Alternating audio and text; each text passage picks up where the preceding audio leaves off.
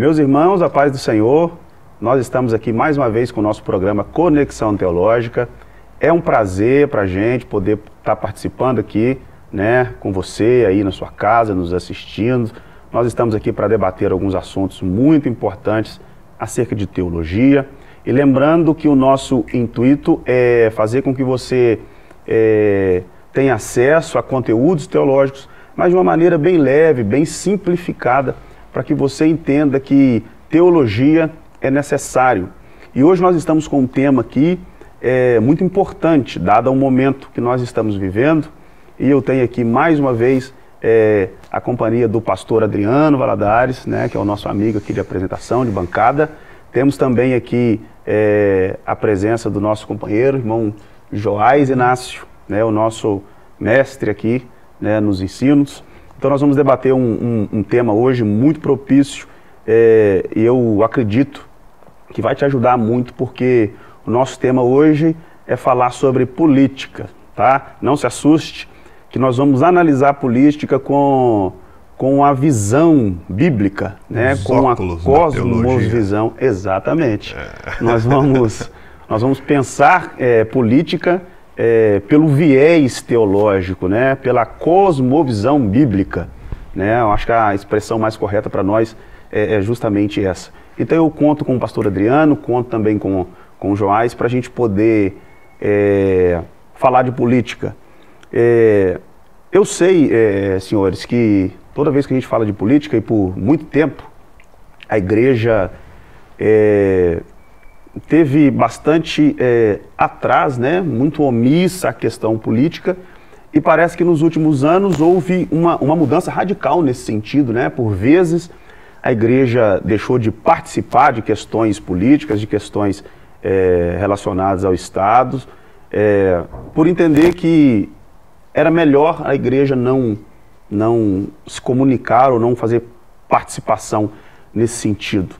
Só para a gente já dar uma levantada no debate, como é que, Joás, como é que política e teologia se comunicam? Como é que você consegue perceber a teologia e a política se comunicando, se é que elas se comuniquem em algum momento? Eu entendo que no meio religioso, né, há um preconceito, né, quando o assunto é política, né, e assim, isso se dá porque a própria igreja, né, o próprio meio religioso excluiu a política dos seus debates, né? Fala-se sobre tudo no ambiente religioso, e quando se fala em política é uma espécie de tabu que sai todo mundo correndo, né? Acha que política não é coisa de Deus, né? Falar de política é quase que vou falar de sexo. Política, né? É algo mundano que deve ser excluído do nosso debate, coisas do tipo. Só que a gente, quando olha para a Bíblia, né, e a proposta do programa é essa, né, olhar teologicamente para qualquer que seja o assunto, a gente encontra política na Bíblia, certamente, né? A gente, se fosse definir política, né, é como a sociedade vive de forma harmônica, né? Se comunica, a comunicação entre as várias esferas da sociedade para que todos vivam bem, né? Isso é política, assim, na forma mais pura de entender o termo. E olhando nesse sentido, e olhando para a Bíblia, o que a gente percebe é que Deus criou a política. Deus criou as esferas da sociedade, Deus criou a família, Deus criou a igreja, Deus criou o Estado. Né? Foi Deus que fez. E a gente percebe isso olhando para a Bíblia e olhando para os exemplos bíblicos de política. Né? Então, quem pensa que política e religião, política e teologia, né, são coisas antagônicas, está completamente enganado, a meu ver. Né? Exatamente. Pastor Adriano? Eu creio que essa questão de igreja e política, elas têm sido, sim, de uma maneira, principalmente da parte da igreja, né, que é uma certa aversão, e devido ao tipo de política que tem sido desenvolvido nos últimos séculos, né, não vou falar nem últimos anos, não. É porque, como o Joás falou, seria impossível nós, que vivemos em sociedade, vivemos sem a política. Tudo que nós... Tudo é política, tudo, né, pastor? Tudo. A roupa que o senhor está vestindo é política, esse óculos que eu tenho aqui é política. Você vai para a área da educação, você depende da política. Né? Você vai para a área de um saneamento básico, da saúde, né? E aí vai. Né? O problema é que a política ela tem sido feita, né, de uma maneira assim, meio que... ao contrário do que realmente deveria ser, porque se nós fôssemos definir a palavra política, né, no seu contexto mais básico seria, né, o que é política? É administrar em prol da sociedade, em prol do outro. Né? Só que nós temos também uma outra palavrinha, que ela me deixa com comichões, né? E eu acho que talvez seja a definição dessa palavra que eu vou falar agora que tem feito as pessoas, de certo modo, ficar com aversão da política, que é a politicagem. Exatamente. Porque a politicagem ela já é o oposto da política. Né? Se a política é administrar em prol do outro, do bem-estar do outro, a politicagem, a definição mais simples dela é administrar em prol de si mesmo. Em causa própria, né? Em causa própria. Então, talvez seja isso que nós temos visto nos últimos anos. E a politicagem vai usar de argumentos políticos para fazer isso. É isso, né? Aí. Ela usa a linguagem política, né? Ela usa os argumentos, a filosofia política para se beneficiar disso e trazer benefícios só para si mesmo. Né? E às vezes são essas coisas que têm nos trazido aversões, né? Muita aversão com relação à política. Né? Mas o nosso assunto aqui é mostrar que a política, nós encontramos ela na Bíblia, política, né? Uhum. Nós temos respaldo para isso. Por muito tempo a igreja não se envolveu, né? Procurou não se envolver. Eu não sei se isso se dá a separação histórica de igreja e Estado, né? Essa separação histórica de definir o que são questões da igreja, o que é questões de Estado, mas por muito tempo a gente não se envolveu. Inclusive, eu já ouvi muito, e acredito que os senhores até mais do que eu, a gente defender a ideia de que política definitivamente nem era de Deus. Esse negócio de política é do diabo, a gente não se envolve com isso. Eu não tenho cisma nenhuma de dizer de que esse tipo de expressão é completamente errada, né? Com os olhos na Bíblia. Esse tipo de expressão de que política é do diabo é uma expressão muito errada da nossa parte. Até acho, pastor, que a nossa política no Brasil, por exemplo, às vezes chegou no nível decadente que está justamente porque a gente deu para o diabo um negócio que não era dele.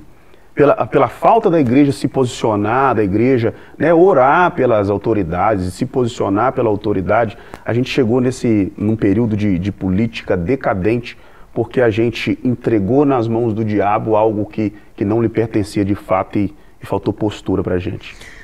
A igreja, nós temos que entender também que há uma certa dificuldade da igreja, porque em um momento da história, né, houve essa junção, esse casamento. E ele não foi muito legal também não, né? Foi nada legal. Não foi legal não. Então, quando houve a cisão novamente, aí ficou na mente aquela questão, né? Do momento que houve o casamento entre igreja e Estado, a igreja, ela não foi bom para a igreja, porque entrou dentro da igreja situações bem complexas. Então a gente, a política, desde que ela é feita de maneira errada, ela não vai fazer bem de maneira alguma. Exatamente, só que nós não podemos também, como é que eu diria? Nos isentar. Isentar, né, e generalizar a situação, porque hoje talvez nós passamos algumas dificuldades exatamente pelo fato de termos abrido mão de tudo. Exatamente. O que poucos se dão conta, né, pastor, me parece, é que esse tipo de posicionamento né? Política é do diabo, igreja não se mete com isso, igreja não se envolve com isso. Esse tipo de posicionamento é extremamente político. Né? E muitos não se dão conta disso. Se você questionar por que esse tipo de posicionamento, né? Será que não é para que o controle fique só aqui, né? O controle ou lá geral, né? Ou o controle fique só lá, né? Se for o caso, mas me parece que é o contrário. Né? Será que não é esse o ponto de quem governa? Né? A gente sabe, biblicamente, que quem governa todas as coisas é Deus. Né? Se você ler Daniel 4, por exemplo, lá no verso 17, né? Ele vai mostrar isso muito claramente, que Deus ele está no controle de todas as esferas da sociedade. E o governo, né, aí a gente pode chamar de Estado, né, aqui, pelo menos no nosso contexto, não está fora disso. O governo também está sob, né, debaixo da soberania de Deus. Exatamente. Né? É 4,17 mesmo, Daniel 4,17. E essas palavras foram ditas por Nabucodonosor, um governante, né? Um estadista, né, trazendo para o nosso contexto. Essa sentença é enunciada pelo vigilante e essa ordem decretada pelo santo, a fim de que todos os seres vivos saibam que o Altíssimo tem domínio sobre o reino dos homens e o dá a quem quer, e o mais humilde dos homens eleva sobre eles. Nabucodonosor está falando isso. Ele teve que reconhecer que o governo não era dele, era do Altíssimo. Estava emprestado para ele. Então, teologia e política não se comunicam? Como assim? Né? Nabucodonosor está falando. Era um imperador mundial. E ele admite isso. Não, o governo é do Altíssimo. Então, quando a igreja faz esse tipo de discurso, de se isentar, né, esse posicionamento é extremamente político e, por que não dizer, antibíblico. Porque se política todos batalhando pelo bem de todos, a igreja faz parte disso. A igreja deve ser a primeira a promover o bem para todos. Deve ser a primeira a ter esse tipo de iniciativa. Exatamente. Né? Talvez seja, já foi dito, né? Talvez seja pelo fato dessa isenção que nós nos encontramos na situação que encontramos hoje. Você tem um texto bíblico que diz que quando o ímpio ele governa, o povo geme. Exatamente. Quando o justo governa, o povo se alegra. Mas devido a essa isenção, ou as acusações de que é do diabo e que a igreja não deveria se meter com isso, nós estamos numa situação de que hoje nós estamos na mão de homens ímpios. Tramitam pelo Congresso leis absurdas contra a igreja, contra os princípios bíblicos, familiar. E aí a gente pergunta, vamos voltar à pergunta, será que nós não temos culpa disso aí também? Pastor, nós vamos voltar daqui a pouquinho, tá? Para o segundo bloco, e nós vamos já iniciar o nosso segundo bloco com essa pergunta que o pastor Adriano levantou aqui, tá bom? E já a gente volta, você continua aí ligadinho com a gente.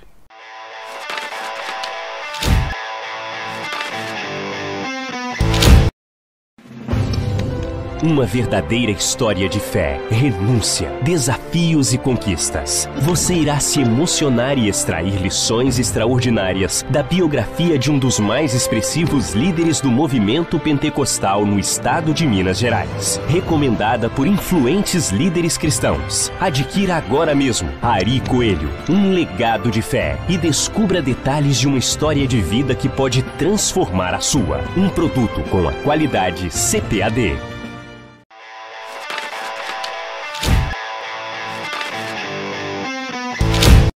Meus irmãos, Pai do Senhor, nós estamos de volta aqui com o nosso programa Conexão Teológica, e o nosso tema hoje é falar sobre política e teologia. Você que está aí ligado desde o primeiro bloco, você percebeu que nós levantamos aqui uma questão, se teologia e política se comunicam, né? Em suma, a gente concluiu que se comunicam e deve se comunicar, né? O Joás levantou uma questão aqui de dizer que quando a gente se posiciona em relação a cinzentada política, isso a gente pode definir até como um ato antibíblico, né, Joás? Porque política e teologia tem tudo a ver. A questão levantada pelo pastor Adriano aqui no final do primeiro bloco foi se a gente não está, de fato, na situação política que estamos, pelo fato da igreja haver se isentado durante tanto tempo em relação à política. Então, essa questão foi levantada para nós aqui, Joás. O que você pensa a respeito dessa questão levantada do pastor Adriano? Eu acredito que certamente estamos no ponto que estamos porque nos isentamos. Eu só acredito também que esse crédito não deve ficar só com a igreja, né? Todos se isentaram em muitos aspectos, né? A população de forma geral, né? O Estado chega, não, vou educar seu filho. Educa aí, né? O Estado chega, sua segurança é só por minha conta, você não precisa se preocupar com isso. Tá. E aí nós temos 600 mil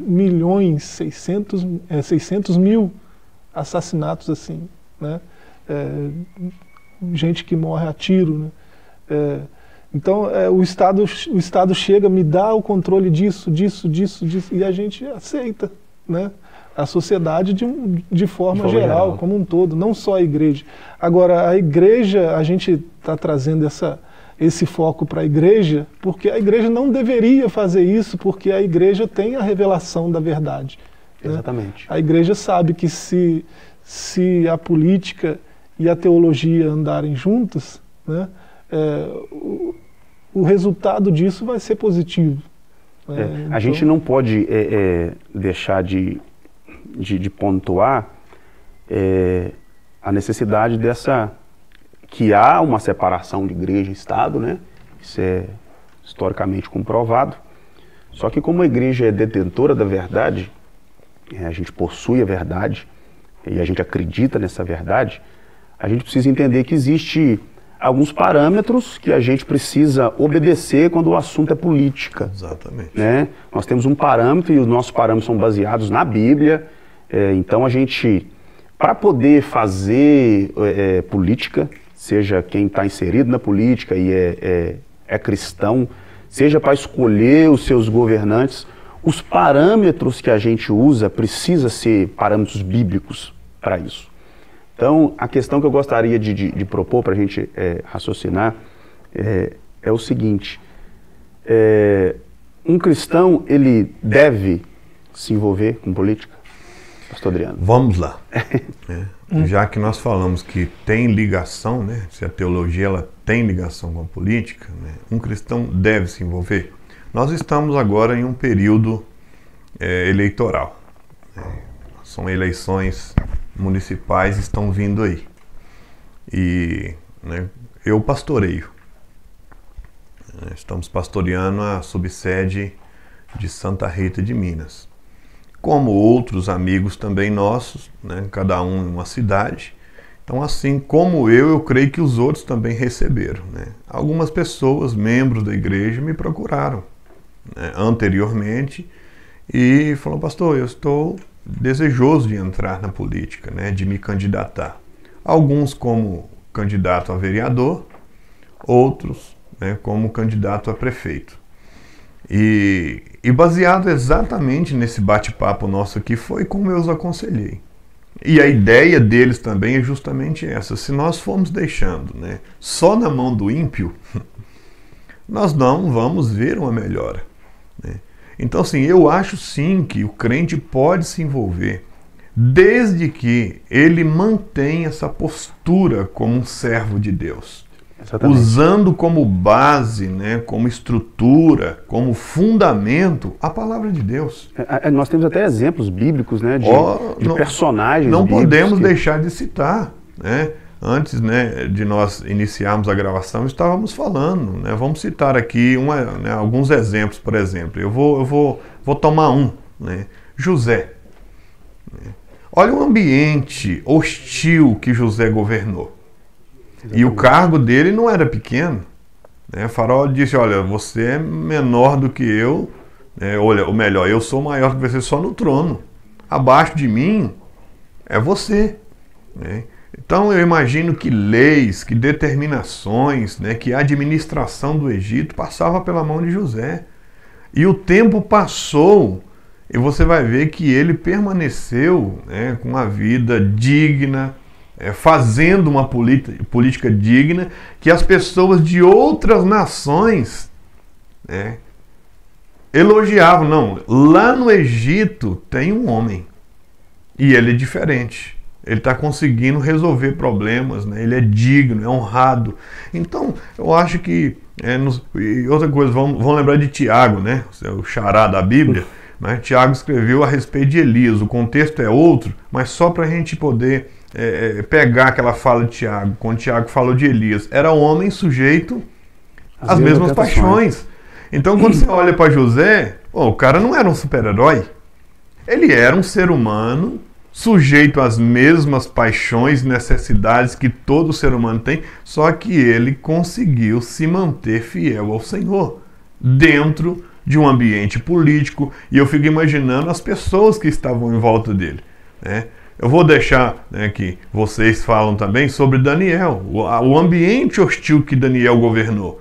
Né? E tanto é que quando chega lá na frente, quando Belsazar é surpreendido pela mão escrita na parede, e a rainha mãe entra e fala assim, tem um homem.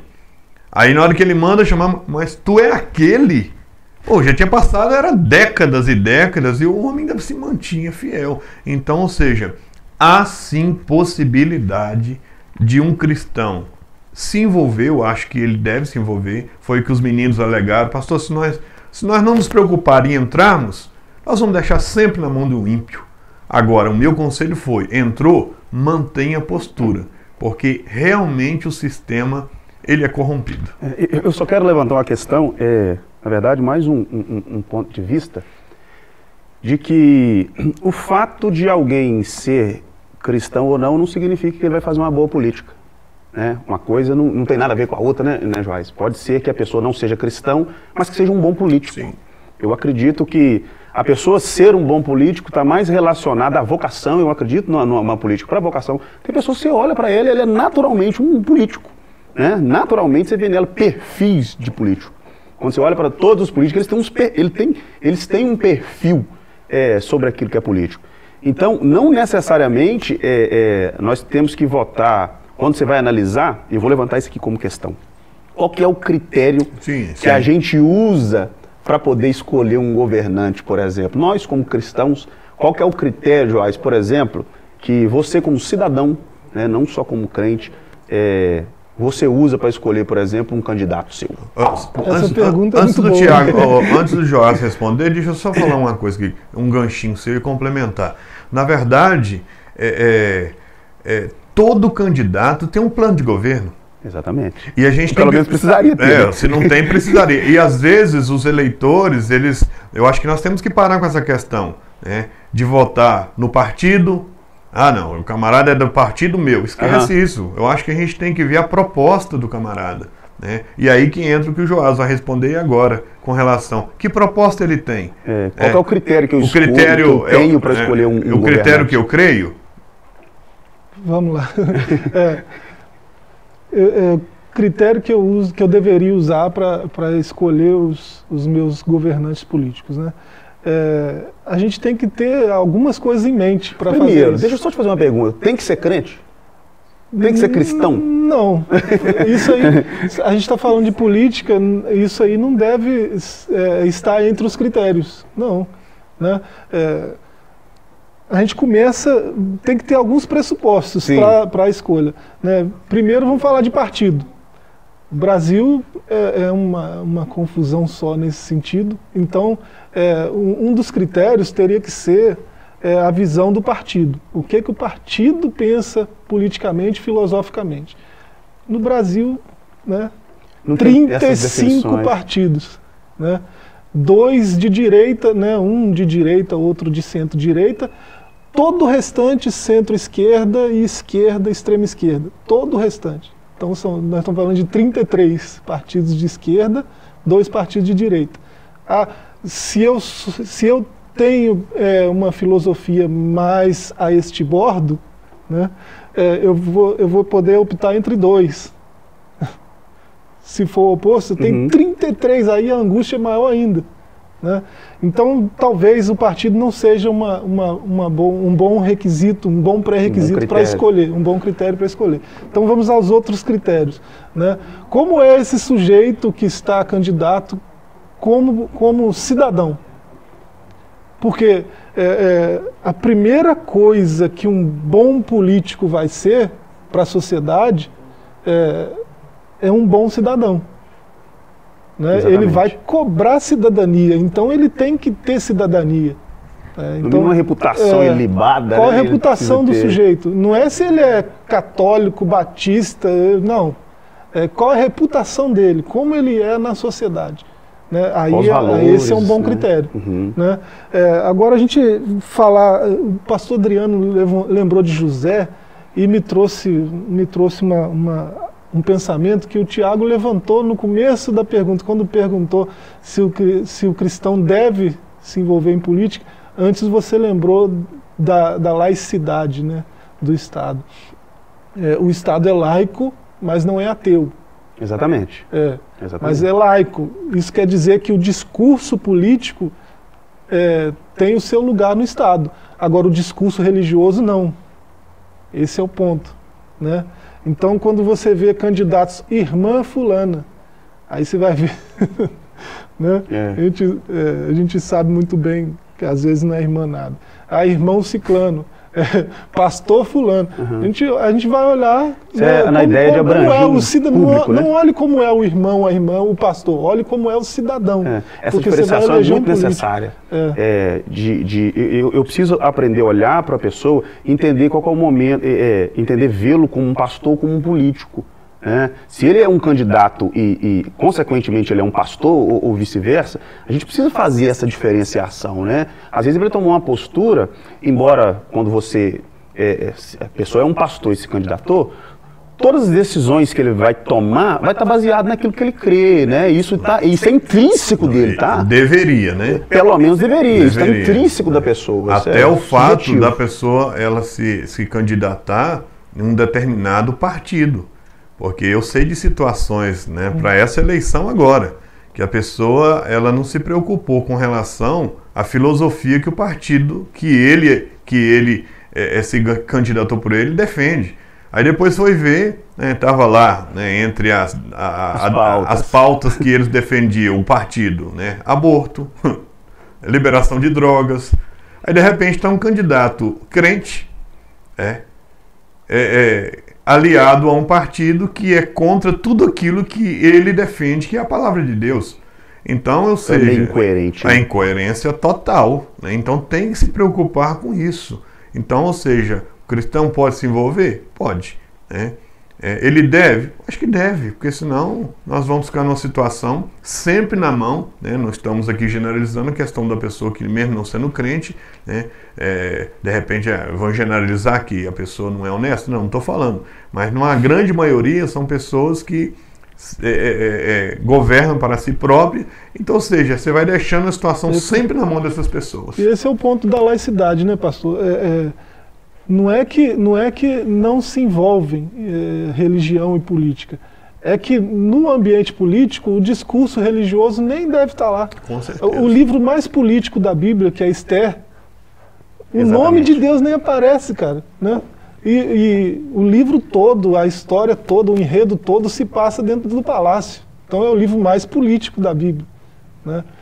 Então, lá no Congresso, lá no Supremo, a religião não deve ser tema de nada. né? Deve ser tema sempre o bem da sociedade. Inclusive, nós temos visto ultimamente debates no sentido de querer eliminar, né, tirar a religião dos poderes que governam o nosso país. Gente, muito obrigado. Se nós formos esticar isso aqui, nós vamos fazer mais uns 3 programas.